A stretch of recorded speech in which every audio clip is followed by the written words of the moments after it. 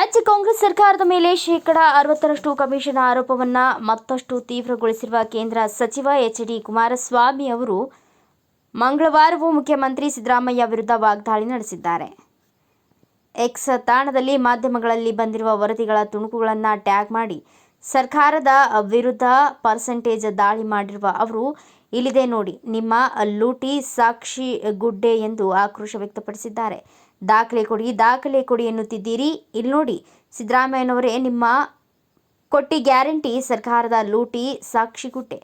ಪತ್ರಿಕೆಯವರೇ ನಿಮ್ಮ ಸಾಕ್ಷಿ ಗುಡ್ಡೆಯ ಸಾಕ್ಷಾತ್ಕಾರ ಮಾಡಿಸಿದ್ದಾರೆ.